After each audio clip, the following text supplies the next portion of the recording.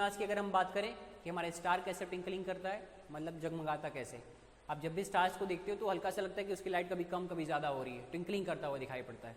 तो ऐसा होता क्यों है, ठीक है, तो क्यों होता है इसके बारे में हम देखते हैं। अब देखो जो स्टार्स होते हैं वो बहुत दूर होते हैं, ठीक है, तो बहुत छोटा सा पार्ट उनका दिखाई पड़ता है। मतलब एक अगर कोई बड़ा सा बॉल ले लूँ मैं और आपसे बहुत दूर रख दूँ उसे, तो आपको लगेगा कि छोटा सा बॉल है वो। तो ऐसे ही स्टार्स होते तो बहुत बड़े हैं, बहुत मैसिव होते हैं, बट वो बहुत दूर हमारे अर्थ से सिचुएटेड होते हैं। तो आपको लगता है कि छोटा सा पार्टिकल जैसा कुछ है जो चमक रहा है। तो अब उस केस में हो क्या रहा है, बेसिकली यहाँ पर लाइट ईयर के बारे में बताया गया कि लाइट ईयर क्या है। सो लाइट ईयर हम उस डिस्टेंस को बोलते हैं जो लाइट एक साल में चलती है, ठीक है। So distance travelled by the light in 1 year is known as light year. Light year हमारा मीटर किलोमीटर में मेजर किया जाता है, ठीक है। सो बेसिकली ये हमारा एस्ट्रोनॉमिकल यूनिट ऑफ डिस्टेंस है। अभी तक आप लोगों ने यूनिट ऑफ डिस्टेंस क्या देखा था, मीटर किलोमीटर ये सब। सो ये हमारा एस्ट्रोनॉमिकल यूनिट ऑफ डिस्टेंस है, ठीक है, जो कि लाइट कितना एक साल में डिस्टेंस ट्रेवल करे उसको मेजर करता है। क्लियर। तो अधिकतर हम इनका यूज कहाँ करते हैं, डिफरेंट प्लैनेट्स के बीच की डिस्टेंसेस को मेजर करने के लिए करते हैं, इसीलिए हमने इसको नाम दिया एस्ट्रोनॉमिकल यूनिट, ठीक है, जो प्लैनेट्स की डिस्टेंस को, गैलेक्सीज की डिस्टेंसेस को मेजर करने के काम में आता है। क्लियर। तो ये क्या हो गया, लाइट के एक साल में जितना डिस्टेंस ट्रेवल करे उसको हम बोलते हैं। जो 6 ट्रिलियन माइल्स होता है, 6 ट्रिलियन माइल्स का मतलब कितना हो गया, देखो 10 टू द पावर 6 आपका होता है मिलियन, ठीक है, 10 टू द पावर 9 आपका होता है बिलियन, ठीक है, और 10 टू द पावर आपका 12 होता है ट्रिलियन, ठीक है। मतलब 10 के आगे आप इतने जीरोज लगा दो, 12 जीरोज लगा दो, तो फिर आपको ट्रिलियन मिल जाएगा। और मिलियंस माइल्स की अगर बात करें तो 1 mile is equal to near about 1.6 kilometer के आसपास होता है। तो आप इसको मल्टीप्लाई करके देख लेना कितना किलोमीटर निकल करके आ रहा है। तो लाइट उतना डिस्टेंस एक साल में ट्रेवल करती है जो कि 1 लाइट ईयर होता है। क्लियर।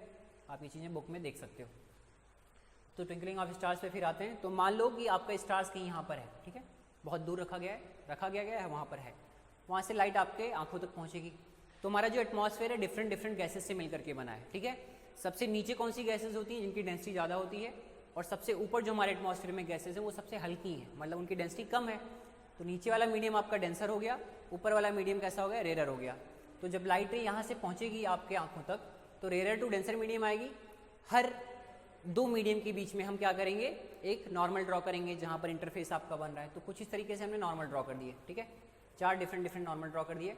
अब जो स्टार से लाइट आएगी जब पहले इंटरफेस पर पड़ेगी नॉर्मल के पास, तो क्या होगा, यहाँ पर रिफ्रैक्शन होगा, रेयर से डेंसर में जा रही है, मतलब नॉर्मल की तरफ बेंडिंग होगा। तो इस समय इसकी बेंडिंग यहाँ इस साइड होनी चाहिए। तो देखो आप बेंडिंग हो रही है क्या, देखो बेंड हो गया नॉर्मल की तरफ थोड़ा सा। फिर दूसरे मीडियम की इंटरफेस पे पड़ेगी, फिर रेयर से डेंसर मीडियम आएगा, फिर थोड़ा सा झुक जाएगी अंदर की तरफ। ऐसे करते करते ये अल्टीमेटली आपकी आंखों तक पहुँचेगी। और आपकी आंखों को क्या लगेगा कि ये लाइट रे कहीं इधर से आ रही है। जब आप इसको रिट्रेस करोगे स्ट्रेट लाइन पर तो आपको लगेगा यहाँ से कहीं आ रही है। और जो हमारा एटमॉस्फेयर है वो क्या है, मूवेबल है ना, उसमें जो गैसेज होती हैं वो मूव करती रहती हैं, जिससे कि ये इंटरफेस भी बार बार मूव करता रहता है। तो आप तक आने वाली लाइट बार बार अपने पाथ को बदल रही होती है। कुछ इस तरीके से आपको स्टार दिखाई पड़ेंगे, कभी यहाँ कभी वहाँ। तो इसको हम बोलेंगे twinkling of the stars. So stars are self luminous. Stars जो होते हैं उनके पास खुद की रोशनी होती है, जैसे सन, वो किसी की रोशनी से नहीं जगमगा रहा है, ठीक है, उसके पास खुद की रोशनी है, ल्यूमिनस बॉडी है उस। So stars are self luminous and can be seen at night in the absence of sunlight. तो जब सनलाइट नहीं होती तभी हमें दिखाई पड़ते हैं। दिन में कभी स्टार्स आपको बहुत रेयर केस है जब दिखाई पड़े, जब सन की लाइट कम होती तभी दिखाई पड़ता है, ठीक है। So they appear to be point source because of their being at a very large distance from us. So ये बहुत दूर हमसे होते हैं, इसीलिए हमें पॉइंट की तरह दिखाई पड़ते हैं, पॉइंट सोर्स की तरह दिखाई पड़ते हैं। तो जो उनसे आने वाली लाइट होती है वो इस तरीके से मीडियम में आती है और हमारा मीडियम बार बार मूव कर रहा है, तो उसकी वजह से ट्विंकलिंग दिखाई पड़ता है, ठीक है। The apparent position of the star keeps changing. ये चेंज होता रहता है इनका अपेरेंट पोजिशन। अपेरेंट मतलब जो रियल नहीं है, ये अपेरेंट पोजिशन है। एक्चुअल में स्टार यहाँ पर है बट दिख हमें यहाँ रहा है। सो ये बार बार चेंज कर रहा है, क्यों, क्योंकि हमारा एटमॉस्फेयर बदल रहा है। So this is because of the motion of atmospheric air and changing air density and temperature. जो हमारा एटमॉस्फेरिक एयर है, एटमॉस्फेयर है, उसकी डेंसिटी बार बार बदल रही है और वो मूवेबल भी है, और टेम्परेचर भी बदल रहा है तो डेंसिटी भी बदलेगी, जिसकी वजह से इनकी पोजीशन बार बार बदलती रहती है। इसलिए हमें जो स्टार्स होते हैं वो ट्विंकलिंग करते दिखाई पड़ते हैं, ठीक है। So because of this refractive index of the air keeps changing. अब रिफ्रैक्टिव इंडेक्स क्या है, रिफ्रैक्टिव इंडेक्स बेसिकली आपको ये बताता है कि कोई मीडियम कितना डेंस है, ठीक है। अगर मान लो ये मैं मीडियम ले रहा हूँ तो रिफ्रैक्टिव इंडेक्स को हम नॉर्मली एन से डिनोट करते हैं। सो ये बताएगा कि ये कितना डेंस है, ठीक है, हाउ डेंस फॉर लाइट, कितना डेंस है ये लाइट के लिए, ठीक है, लाइट को पास होने के लिए कितना डेंस है वो बताता है हमें रिफ्रैक्टिव इंडेक्स।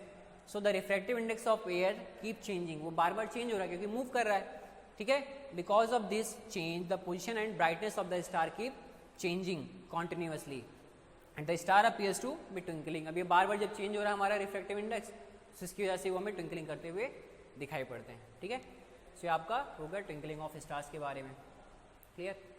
अब यहाँ पर आपके मन में क्वेश्चन आएगा कि सर प्लैनेट्स भी तो हमारे आसमान में बहुत ऊपर होते हैं, एटमॉस्फेयर के ऊपर, तो ये क्यों ट्विंकल नहीं करते हैं? तो देखो जो हमारा स्टार हो वो छोटा सा सोर्स ऑफ लाइट है, ठीक है, दूर से हमें दिखाई पड़ रहा है तो छोटा दिखाई पड़ रहा है, बट जो प्लैनेट्स होते हैं वो बहुत पास होते हैं, तो उनसे आने वाली लाइट के अमाउंट बहुत ज़्यादा होता है, और ये ज़्यादा बड़ा होता है, इसीलिए देखो यहाँ पर क्या लिखा है, the layer which is closest to the earth is denser, ये तो लिखा गया है, लेकिन जो हमारे प्लैनेट्स हैं वो बहुत पास में होते हैं, इसलिए उनसे आने वाली जो लाइट होती है उतनी ट्विंकलिंग नहीं कर पाती है, ठीक है। हम प्लैनेट्स को क्या कंसीडर करते हैं कि ढेर सारे छोटे छोटे पॉइंट सोर्सेज से मिलकर के बना है, तो जब ज़्यादा पॉइंट सोर्सेज से मिलकर के बनेगा कुछ इस तरीके से, आपका जो ट्रैफिक लाइट होता है वो ढेर सारी छोटी छोटी एलईडीज से मिलकर के बना होता है, ठीक है, तो उस केस में आपको लगता है कंप्लीट बड़ा सा बल्ब जल रहा है, बट ऐसा नहीं है, छोटी छोटी लाइट्स हैं, तो ऐसा हम प्लैनेट्स को भी कंसीडर कर सकते हैं, ठीक है। सो प्लैनेट्स हमारे अर्थ के सबसे पास में होते हैं स्टार्स के कंपेरिजन में, तो therefore they do not appear as point source, ये हमें पॉइंट सोर्स की तरह नहीं दिखाई पड़ते हैं, लगता है कि कंप्लीट बड़ा सा सोर्स है, ठीक है, कलेक्शन ऑफ पॉइंट्स से कहलाते हैं। सो जब हमारा एटमॉस्फेयर बार बार चेंज हो रहा है, उसका रिफ्रैक्टिव इंडेक्स चेंज हो रहा है, ठीक है, और हमारा उससे पोजीशन भी चेंज होगा, लेकिन जो हमारा इंडिविजुअल पॉइंट सोर्स है उसकी तो पोजीशन चेंज हो रही है, बट जो लार्ज हम एक बार कलेक्शन ले लेंगे तो उनका हमें चेंजेस कुछ दिखाई नहीं पड़ेगा, ठीक है। छोटी छोटी चीज़ों का चेंज आपको ऑब्जर्व करना ईजी, बट बड़ी चीज़ में अगर कोई चेंज हो रहा है तो आपको दिखाई नहीं पड़ेगा। जैसे कि अगर एक एलईडी बल्ब मैं बोलूँ यहाँ पर है, तो मे बी आपको लाइट दिखाई पड़े या ना दिखाई पड़े, बट अगर एक बड़ा सा कलेक्शन ले लेंगे तो हमें वो दिखाई नहीं पड़ेगा छोटा पार्ट, ठीक है।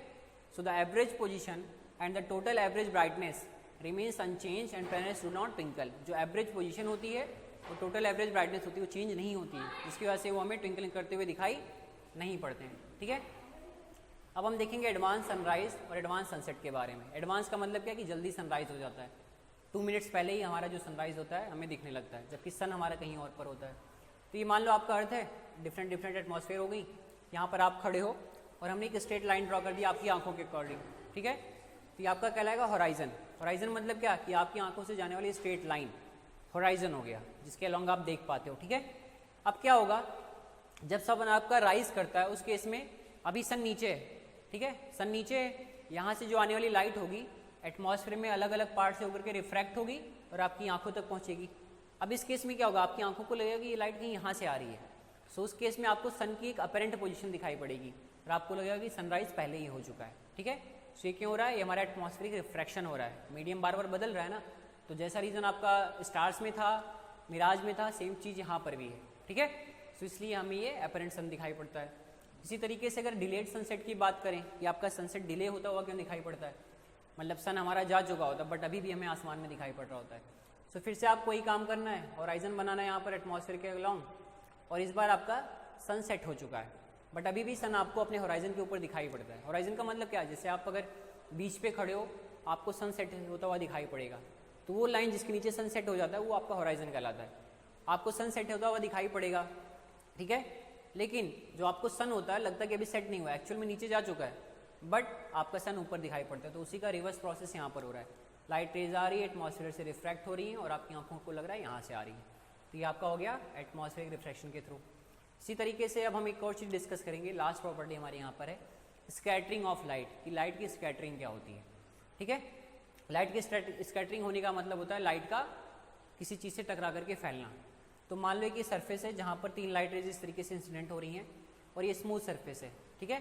सो इस केस में जब आपका लॉ ऑफ रिफ्लेक्शन फॉलो होगा तो angle of incidence angle of reflection के इक्वल होगा और कुछ इस तरीके से आपकी लाइट रेज रिफ्लेक्ट होंगी, ठीक है। इसको आप बोलते हो रेगुलर रिफ्लेक्शन। वहीं पर अगर डिफ्यूज के बारे में बात करें, रेगुलर के बारे में, जो कि अनइवन सरफेस से होता है, तो इस केस में क्या होगा, लाइट रेज पैरेलली आएंगी बट रिफ्लेक्शन होने के बाद अनपैरेलल हो जाएगी एक दूसरे के, ठीक है। तो यहाँ पर देखो क्या हो रहा है, इस बार हमारा एंगल ऑफ इंसिडेंस सेम नहीं है but angle of reflection same होगा हर एक केस में। तो उस केस में क्या हो रहा है, हमारा ये डिफ्यूज रिफ्लेक्शन हो रहा है जहाँ पर लाइट रेज पैरेलल नहीं है। अब इसका यूज़ देखो कहाँ पर कर रहे हैं हम लोग। तो स्कैटरिंग जो होता है वो हो क्यों रहा है, हमारा जो एटमॉस्फेयर है वो ढेर सारी गैसेस से मिलकर के बना है, उसमें वाटर मॉलिक्यूल्स हैं, गैस मॉलिक्यूल्स हैं, तो वो कैसा है, अनइवन सरफेस है, ठीक है, इरेगुलर सरफेस है। तो जब लाइट रे उस पर पड़ती है तो क्या होता है, वो डिफरेंट डायरेक्शन में फैल जाती है, स्कैटर हो जाती है, ठीक है। इरेगुलर सरफेस पर जब लाइट पड़ेगी तो क्या होगी, स्कैटर होगी, मतलब अलग अलग डायरेक्शन में चली जाएगी। तो इसको हम लोग बोलते हैं स्कैटरिंग।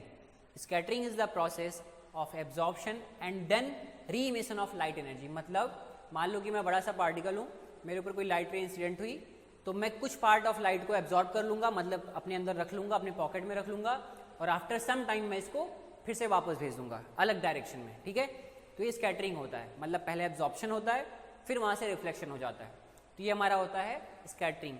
अब ऐसा नहीं कि मैंने पॉकेट में ला के रख लिया 2-3 दिन के लिए, ऐसा नहीं, तुरंत एब्जॉर्प्शन होगा और तुरंत ही इमिशन होगा, ठीक है। तो इस प्रोसेस को हम बोलते हैं स्कैटरिंग।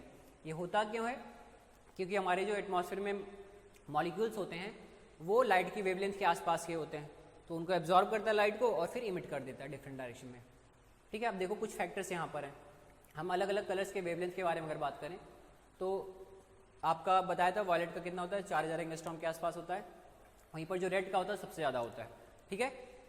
तो देखो violet light is scattered nearly 16 times more than the red light, जिसकी वेवलेंथ कम होगी उसकी स्कैटरिंग सबसे ज़्यादा होती है। आप लोग आगे की क्लासेस में पढ़ोगे स्कैटरिंग और वेवलेंथ में रिलेशन, तो ये होता है हमारा relation, I is directly proportional to wavelength to the power 4। Wavelength ज़्यादा है तो हमारा स्कैटरिंग कम होगा, वेवलेंथ कम है तो स्कैटरिंग सबसे ज़्यादा होगी। तो सबसे कम वेवलेंथ हमारा क्या है, वायलेट कलर का है, तो इसकी स्कैटरिंग सबसे ज़्यादा होती है। मतलब एटमॉस्फेयर में सबसे ज़्यादा कलर कौन सा फैलता है, वायलेट कलर का फैलता है, उसके बाद इंडिगो, उसके बाद ब्लू, और सबसे कम रेड कलर फैलता है, ठीक है। तो आपको जो आसमान नीले रंग का दिखाई पड़ता है वो इसी वजह से दिखाई पड़ता है। तो देखो यहाँ पर मान लो एक स्मॉलर पार्टिकल है, इस पर कोई लाइट रे आकर के पड़ी, एब्जॉर्ब हुई और फिर इमिट हो गई, तो ये आपका स्कैटरिंग हो गया। एक बड़ा पार्टिकल हमने लिया, इसने लाइट को एब्जॉर्ब किया और इमिट कर दिया। एक और पार्टिकल हम लेंगे जो बहुत बड़ा है, अभी लाइट को एब्जॉर्ब करेगा तो कुछ इस तरीके से इमिशन होगा। तो क्या हो रहा है, जिस कलर की लाइट स्कैटर हो रही है वो किसके ऊपर डिपेंड कर रहा है कि आपका पार्टिकल कितना बड़ा है। रेड कलर का, अगर रेड कलर की लाइट आपको दिखाई पड़ रही है मतलब स्कैटरिंग होने वाले जो पार्टिकल्स होंगे वहाँ पर वो ज़्यादा बड़े होंगे। ये वेवलेंथ अगर 4000 एंगस्ट्रॉम है तो वो छोटे छोटे पार्टिकल्स के थ्रू स्कैटर हो रहा होगा। तो आपके एटमॉस्फेयर में छोटे छोटे पार्टिकल्स सबसे ज़्यादा अवेलेबल हैं, ठीक है। मतलब जो गैसेज होती हैं, वाटर मॉलिक्यूल्स होते हैं, उनका साइज़ बहुत कम होता है, इसलिए वो ज़्यादा किसको स्कैटर करते हैं, वायलेट कलर को करते हैं। बट हमारी आंखें आसमान को कैसा देखती हैं, इंडिगो कलर में देख पाती हैं, क्योंकि हमारी आंखें कैपेबल नहीं होती इसको देख पाने के लिए, इंडिगो कलर ही हम सबसे ज़्यादा कैप्चर कर पाते हैं, ठीक है। तो हमारे डिफरेंट कलर जो स्काई का होता है किसकी वजह से होता है, बिकॉज ऑफ स्कैटरिंग होता है, ठीक है। तो अगर मान लो ये दोपहर का टाइम है, इस टाइम पर सन आपकी जस्ट ऊपर है, ठीक है, सर के जस्ट ऊपर होता है, तो इस समय सन सबसे कम डिस्टेंस ट्रेवल करता है, सन नहीं मतलब लाइट रेज आपकी आंखों तक पहुंचने के लिए सबसे कम डिस्टेंसेस को ट्रेवल करती हैं। तो कम डिस्टेंस ट्रेवल करेंगी तो उनके बीच में जो मॉलिक्यूल्स अवेलेबल होंगे, गैसेज होंगी, वो सबसे कम अवेलेबल होने वाले हैं। तो जब सबसे कम गैसेज अवेलेबल होंगी तो स्कैटरिंग भी सबसे कम होगा, क्योंकि वहाँ पर पार्टिकल्स बहुत कम है ना, तो मिनिमम स्कैटरिंग होता है। इसलिए आपको आसमान कैसा दिखाई पड़ता है या फिर सन कैसा दिखाई पड़ता है, वाइट कलर का दिखाई पड़ता है, ठीक है। वहीं पर अगर हम और टाइम की बात करें तो उस समय हमारा जो डिस्टेंसेज होता है सबसे ज़्यादा ट्रेवल की जाती है। जैसे अगर मैं दोपहर से थोड़ी देर पहले की बात करूँ तो जो सन की लाइट रेज आ रही है आपकी आंखों तक मैक्सिमम डिस्टेंस को ट्रेवल करके आ रही हैं, तो वहाँ पर मीडियम में पार्टिकल्स ज़्यादा अवेलेबल हैं, तो स्कैटरिंग ज़्यादा करते हैं, ठीक है। ज़्यादा पार्टिकल तो ज़्यादा स्कैटरिंग, और छोटे छोटे पार्टिकल हैं तो कौन सी वेवलेंथ को स्कैटर करेंगे, वायलेट को, इंडिगो को स्कैटर करेंगे। तो आपका जो आसमान होता है आसमानी कलर का दिखाई पड़ता है, इंडिगो कलर का दिखाई पड़ता है, क्योंकि वहाँ पर स्कैटरिंग ज़्यादा होती है, ठीक है। अब वहीं पर अगर हम सनराइज या सनसेट की बात करें तो उस टाइम पर क्या होता है कि जो आपकी लाइट रेज आ रही है वो कैसे होकर के आ रही हैं, लॉन्गेस्ट डिस्टेंस से तो आ रही हैं, बट बीच में क्या एटमॉस्फेयर में भी अवेलेबल है, तो इस समय मैक्सिमम स्कैटरिंग हो रहा है। इस समय सबसे दूर होता है हमारा सन हमसे, सुबह या शाम के टाइम पर सन हमसे सबसे दूर होता है, ठीक है। सो जब दूर होगा तो पार्टिकल बीच में जो अवेलेबल होंगे वो सबसे ज़्यादा अवेलेबल होंगे, तो बहुत ज़्यादा स्कैटरिंग करेंगे। उस केस में सबसे ज़्यादा स्कैटरिंग किस कलर का होगा, जिसका वेवलेंथ सबसे कम होगा, तो वायलेट या इंडिगो कलर स्कैटर होकर के दूर दूर फैल जाते हैं। बट जो रेड कलर है जिसकी वेवलेंथ सबसे ज़्यादा है उसकी स्कैटरिंग कम हो पाती है और वो आपकी आंखों तक पहुंच जाता है, इसलिए आपको जो आसमान है वो रेड कलर का दिखाई पड़ता है, ठीक है। सो रेड और ऑरेंज कलर जो होता है हमारा, इसलिए शाम के टाइम पर या सुबह के टाइम पर हमारा आसमान रेड या ऑरेंज दिखाई पड़ता है, क्योंकि उनकी स्कैटरिंग सबसे कम होती है और सारे कलर्स स्कैटर हो जाते हैं, क्लियर। तो इस तरीके से आपको डिफरेंट कलर्स ऑफ स्काई दिखाई पड़ते हैं। वहीं पर अगर हम स्पेस में जाएँ तो हमारा स्पेस में कैसा कलर दिखाई पड़ता है, स्पेस का आसमान अगर स्पेस में जाके देखोगे तो आपको ब्लैक दिखेगा, क्यों, क्योंकि वहाँ पर स्कैटरिंग करने वाले पार्टिकल ही अवेलेबल नहीं है, ठीक है, मतलब मीडियम ही नहीं है, तो स्कैटरिंग ही नहीं हो पा रही है, तो सब कुछ ब्लैक दिखाई पड़ता है। तो आपको स्पेस में आसमान ब्लैक कलर का दिखाई पड़ता है। क्यों? क्योंकि वहाँ पर कोई एटमॉस्फेयर नहीं होता है। तो जब एटमॉस्फेयर नहीं होगा तो स्कैटरिंग नहीं होगी, स्कैटरिंग नहीं होगी तो कोई कलर दिखाई नहीं पड़ने वाला है, ठीक है। सो नो एटमॉस्फेयर तो ब्लैक कलर का आपको दिखाई पड़ेगा, और अगर एटमॉस्फेयर है तो आपको कैसा दिखाई पड़ेगा? ब्लू कलर का या फिर रेड कलर का दिखाई पड़ेगा, ठीक है।